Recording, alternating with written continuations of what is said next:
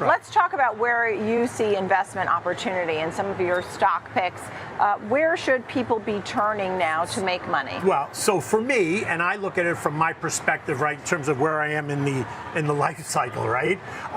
But if you're 30 and 40, I think you have to be in tech in all aspects of tech, which doesn't necessarily mean you should be chasing tech. You need to be specific about the names that you want, but you should absolutely be in that AI trade. It's far from over, very much in early stages. For me, someone in their 60s, going into their 70s, tech is certainly part of the plan, but you have to start to broaden it out. You got to look at, utilities, basic materials, industrials, consumer staples, which, by the way, everybody should have a balanced portfolio. But if you're in your 20s and 30s, maybe less so balanced because you got so much time to go. You have more room for growth. You got much more room for growth. What are some of your favorite names? Let's start with the tech story. You said you have to be specific. You have to pick what you like. What are names that you So some of the memory names, right? So MU is certainly one of the names. And look, that had a big pullback over the last couple of weeks. Now it's rallied back, although it's still below where it was, but it has rallied back, and I think memory names are going to play a very important part. I like quantum technology, and we're going to get a QUBT today, which is a quantum stock. I think you have to also look at quantum technology, but that's certainly more of a long-term play. You got to get in, and you got to kind of watch it and let it sit, right? You got to look at names like away from technology. And look, Nvidia and Apple, Amazon are also names that I own, also names that we own. Microsoft for sure. Those are all names that you should be in. What did you think of the Jefferies downgrade on Apple before you get to utilities and all those other ones? When did he downgrade? I didn't see it Jefferies today. this morning pulled back on Apple. They were talking about the fact that it looks like they're going to, based on the channel checks, they're not going to have the all-glass phone anymore, and that was supposed to be one of the high-priced items to balance out the cost that the company has. So Apple this morning is down about 2.32%, and they lowered the price target to 263. The stock is right now at 306. Do you care about something like this or not so much? I don't really, because I own Apple. Apple's one of those names that I own. It just sits there. I've owned it for a long time. My cost basis is very low, so I'm not necessarily so worried about it. Yeah. And Apple's going to be one of those names. I'm not a trader, right? I'm an investor. So I buy and I hold. I only trim around the edges when it calls for trimming around the edges. But right now, my Apple position doesn't suggest that I trim around the edges. So a call like that for me doesn't really mean a whole lot. Yeah. Let's talk about and you continue to name some names in utilities and industrials. So in healthcare, I like Merck, and if you look at Merck, you look at some of the big pharma names, Lilly, Merck, they're solid performers. They're certainly in a space that, the baby boom generation is here and alive, and so healthcare names are going to be names that I think are going to do very well. And if you look at Merck, we came off this kind of this descending pattern. We built a base, and we've now broken out. It's a good dividend payer, and for me, it's personal because of Keytruda, and so for me, part of it is that personal trade. But and then you're going to look at the banks. Look, I stick with the big banks. J.P. Morgan, Bank of America are two of my biggest holdings, and so therefore I'll continue to own those names and buy them on pullback. But when you look at other parts of the tech industry, cybersecurity should be a place that you're looking at, 100%, and it's only going to get more demanding as we move through this AI revolution. I wanted to just ask you, Jamie Dimon of J.P. Morgan talked about the high leverage and that the margin, everything on margin debt is at the highest it's ever been. He said this on Friday. Yeah. What did you think about that? Are you worried about the leverage? And he said it could be a disruption. Someone will disrupt the market type of thing. How worried are you? Listen, it's always a worry when you learn or you think about margin being at excessive levels, because look, we've seen it. We saw it happen in situational awareness, right? Use that one. He was so levered up, that guy, when the market turned against him, he completely got his head handed to him. And potentially that's what happens if people go out too much in margin debt and they're loading up on this stuff. You get kind of a normal pullback in the market, and then it creates, you've got not only margin debt, but you've got leveraged ETFs, which are 2 and 3 times levered, which just creates more anxiety in the market. So you always have to be worried about that. I don't trade on margin, so therefore I don't get affected by it. What ends up happening, though, is when that conflict hits and stocks come under pressure, some very good names become value names, sell off. I mean, and they sell off, and so it creates the opportunity. He caused some of the unwind that we saw in the Kospi and whatever. And it may not feel good. It's going to be uncomfortable. But if if the fundamental story of some of those names hasn't changed and they're coming under pressure because people are margined to the hilt, then that's what you get. Yeah, and Citadel helped him out, and a few days longer. Citadel helped out the situational awareness guy. Awareness, and thinking about how he helped them out, Citadel got a great deal. They bought stuff at fire sale prices. Yeah, and a few more days, and it went back up. So obviously, earnings, and I guess we got through the Fed meeting. A lot of maybe clearing events allowed the market to kind of release higher here to these new records. What's most relevant at this point from 7750 in the S&P to take the next step? I think earnings remain the most relevant because so far this year it's been a combination of improving earnings in terms of revisions and actual numbers and multiples coming down. So I think that combination is actually very healthy. We do think that you have to continue to pay attention to the multiples you pay because interest rate risk has increased, partly what you said just now. We have a new Fed chairman. There's uncertainty in terms of what the policy setup is going to be and the level of communication. But overall, the earnings picture continues to go from strength to strength. And we are at well above 20%. Consensus has moved even more aggressively after recent earnings. So I think the picture over there is very good. And recently we found out that not just U.S. growth, but even global growth looks pretty decent. At the same time, we have manufacturing PMIs better, industrial production better, a cooling labor market, and somewhat sticky inflation. But directionally, we think it goes down. So I think the setup is still very conducive. The last thing I would say is that we do think, though, that it will be difficult to deliver the kind of equity returns we saw in the last 3 years.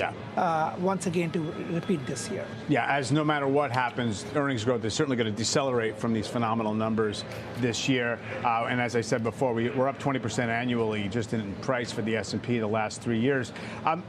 We can kind of, I think, maybe filter the earnings results through a couple of skeptical lenses, one of them being, obviously, as everyone's talking about, the markup of the private investments by Alphabet and Amazon. It's a huge piece of the earnings growth. And then whatever the pull forward of the data center spend might be. Some folks, FactSet pointing to revenue growth, though. Revenue growth for the S&P, best since the fourth quarter of 2021. That sounds excellent. Fourth quarter of 2021 was a market top. So how do we think about just these crazy levels of growth in a kind of post-recession environment? So one, I would say that coming to big tech, when you mentioned that they had markups on mark-to-market, I mean, we stripped that out. Even if you strip it, you get over 30% earnings growth. So that's very robust. At the same time, they've lost about 4 handles of valuation multiples for that group since the start of the year, which again, is a combination we continue to like. So I think the biggest theme in the market remains AI-driven capex. On that, while there's concern about the scale, the level of funding, potentially the availability of it, and the return on that, the reality is, I think for the next roughly 2 years, we have visibility on that because the companies spending it have the capacity and the earnings power, and at least have access to liquidity thus far. So I think that setup is very strong. Though, like I said, I think we mentioned even last time, 10 years above 4.5% is certainly a red flag. Because as we head closer to 5% level on the 10s and the nominal yields, there's a very clear negative correlation between equities and rates. And so, we worry about things like that. It's going to be a while, though. I mean, we just came out of a big earnings season, so I don't know what we do, what your thoughts are in the interim here for the next, couple of months. In the interim, we do feel that things will take a step back a little bit. If you've noticed the amount of volatility in the market, big tech sold off in the first quarter, rebounded in second quarter, sold off massively in July. So I think from a positioning standpoint, that remains important. But the single biggest narrative, well above any sector calls or rates right now, is we are at historic lows in correlations within S&P, within sectors, between sectors, even within a collection of 6 stocks, which is the big tech. So I think that's the world which we have been living for the last 18 months to 2 years. We think that continues. It doesn't mean that active management is any easier. It's been treacherous for active managers to navigate this environment, but that's the world you have to live in. There is opportunity, conceivably. It means that if you are a nimble stock picker, or you are able to pick relevant themes. For example, recently focused on, where is the biggest hit? Software. Everybody gave it for dead. And we said, that's where you start looking for opportunities.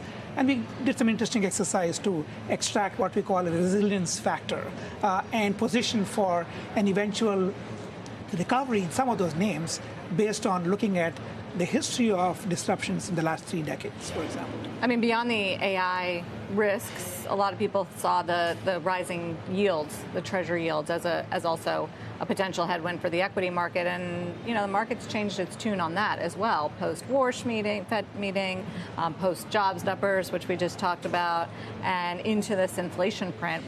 Is that ultimately what's going to dictate a lot of the direction? What happens with inflation and what happens with rates? Sure. So I think one way to think about it is the very fact I just mentioned, historic lows of correlation. That is also a big risk. What if correlation jump? And when do correlations jump significantly? When macro risks typically rise. And macro risks are linked to two things right now. One is interest rate risk, which is very clear, you identified. The second is if there's a change in the AI narrative. Remember, the trillions of dollars being spent, if anything causes a hiccup in that, it could be power constraints. It could be political and social constraints. It could be lack of access to funding. It could be models plateauing at some point. It hasn't happened so far. So I think these are things you look out for. And we do worry the correlation increases. Thus far, though, interestingly, some of the recent relationships were broken. In other words, in the past, we used to find when big tech sold off, correlation with the rest of the market increased. More recently, we saw a rotation. We didn't see de-risking, but we saw a rotation. But that's something you want to watch out for. And what's the message of that in terms of why mechanically it's happening? Is it just because macro seems not to be intruding on kind of the back and forth? Is it the market saying there's some zero-sum dynamics in how AI plays out, or something else? Yeah, there is, if you see in the last 6 months, one of the biggest change in narratives has been a much broader and universal belief, I would say, in the power of AI and its ability to have an impact potentially on productivity as a transformative technology, right? So I think that is a big belief. And the market is all about trying to identify winners and losers. And this sort of disruption is going to be with us for the next 2 to 4 years. Yeah. And hence, this whole concept of picking winners and losers and mini themes and being nimble around it is going to be with us for a while. Let's speak about the fact that we had a few records. We had the Dow at an intraday record. We had the Russell. And on Friday, we had the closing record of the S&P. JP Morgan puts an 8,000 target up from 7,800. What do you think is going on in the market? What trend are you seeing? So listen, I think there's a couple of things going on, right? I think the market got really nervous coming into the earnings season. We saw that pullback in tech. It caused kind of nervousness broadly. Although we didn't see liquidation, we saw rotation because money didn't move out of the market into cash or treasuries. It moved just into different sectors of the market, which was actually fairly bullish. Then I think what we saw was some of those tech names had gotten really oversold well into bear market territory, some of them down more than 30%. Good solid names. You're talking Microsoft. Really beaten Think down. about it, right? Yeah. Really beaten down. That they actually created an opportunity. And when things started to calm down and it looked like we were getting a deal with the Middle East, then naturally everyone goes in. And really the algos and the momentum traders go right back in because some of these stocks were well oversold and it creates an opportunity. Now, that being said, earnings have been great. The rest of the year is expected to be strong. We're going to have some volatility into the late summer, into the early fall, just because of midterm elections. But remember, politics they create short-term chaos and an ultimately opportunity, but it doesn't really price stocks in the long term. So I think there's going to be opportunity ahead. I like the idea that JP Morgan raised their target. I think Bank of America is also at 8,000. And if you look at the chart, we're now well into uncharted territory. But if you draw the lines on the chart, 7,900, 8,000 looks like a very realistic level. We could even get there before the end of August. And so you did talk about where you see support and resistance. You talked about the support line, which you don't anticipate to see right now. No, the support line's way down at 7,500. You wrote resistance somewhere at 7,900, 8,000. Right. But you think in theory, if we still get some more good news, that we could get it at the end of the month? I think we could easily. I think certainly by the end of the year we get there, but I'm actually, if you look at the chart and you kind of look at the way you draw it, if everything continues to be as bullish as it is, it would not be out of line to say that we could easily get close to it by the end of the month. Remember, August tends to be a quieter month, right? Because a lot of people are on vacation. Europeans are also on vacation. A lot of people in the U.S. are on vacations. Volumes tend to subside in August, which only exaggerates and amplifies moves in either direction. So if you get an upswing, you could actually see that being amplified just because of the lack of volume. Okay. And before I get away from the numbers, just the technicals on the market versus the momentum. You actually felt Friday's move was more technical than momentum driven. Why? I thought Friday's move in gold was tactical momentum driven because it had broken out of, it had been in a very tight trading range, right? 4,000 to 4,200. And we're around the 7-week highs on gold. We are, but we broke up and through the upper range, which was like 4,200. 4,160 was the actual trend line, but 4,200 was kind of like the level on the chart. Once we broke up and through that, then we saw the momentum, much more of a technical move higher. But for the market itself, you can also say that once we broke out of, after we get settled down, that the market also broke out. The S&P is now making new high after new high, which then puts us again in uncharted territory. And as the bad news is good news, for example, the jobs, right? And that's not great news to see a contraction in jobs, but it helps to say the Fed won't raise. Right. That's the bad good news. That's the bad news is good news. Right. But suddenly bad news becomes bad news if suddenly you see that the job market weakens so much, the economy starts to weaken, inflation spins out of the control, then bad news becomes bad news, right? Because then you talk about, okay, what happens next, right? The Fed will end up cutting rates because the economy is starting to spin out of control. That would be the sign that bad news is bad. With more on where that money could be heading, Christina. Well, Sarah, most of big tech we know has borrowed its way through the AI boom. Intel just went in the other direction this morning. It launched specifically a $15 billion stock offering you mentioned, up to roughly a little bit over $17 billion if underwriters take their full option. The key word, though, is stock, not bonds. So compare that with the giants. Meta selling about $30 billion in bonds last fall. Oracle keeps going back to the debt market. Alphabet is in the mix too with their equity waves, but it's really a shift for Intel too. Just over the past year, the company sold pieces of itself to strategic partners. The U.S. government came in at $20.40 a share, SoftBank at $23, and Nvidia at $23.28. This time, there's no partner writing the check. Intel is going straight to public shareholders. The big question is, why do this now? The money could be aimed at expanding foundry and advanced packaging capacity, where Intel says demand is running ahead of supply.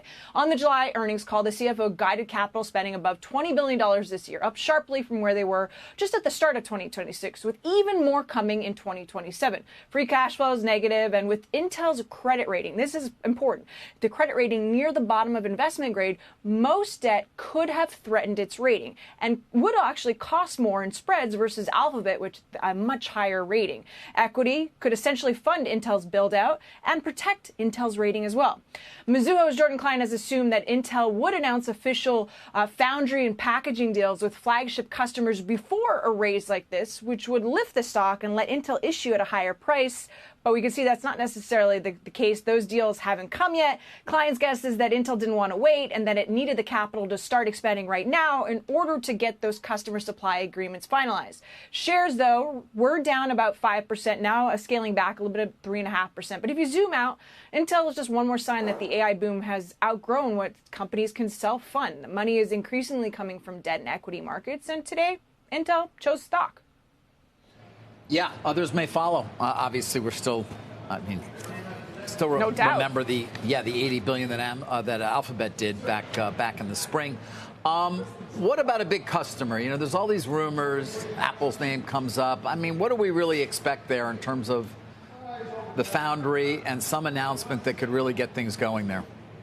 We would expect there's going to be some type of announcement, but Intel has said in the past that they're waiting for the customers to share that news first, so it's putting the onus on them. The key that we got in the last earnings report is that Intel said that their processor, the 18A, is doing well. The 14A, which is even more advanced, is at a faster rate than where the 18A was previously at that point. So things seem to be chugging along. They wouldn't be investing more, $20 billion in capex if they didn't believe that customers were coming. That was a key thing with Lip-Bu Tan then when he took over as CEO, that they wouldn't be signing blank checks. They would only be expanding the foundry business once they got customers. So it appears like they may have some people in the wings waiting. They just don't want to share the names for some reason, or maybe it's not, signed on the dotted line, if anybody even does that anymore.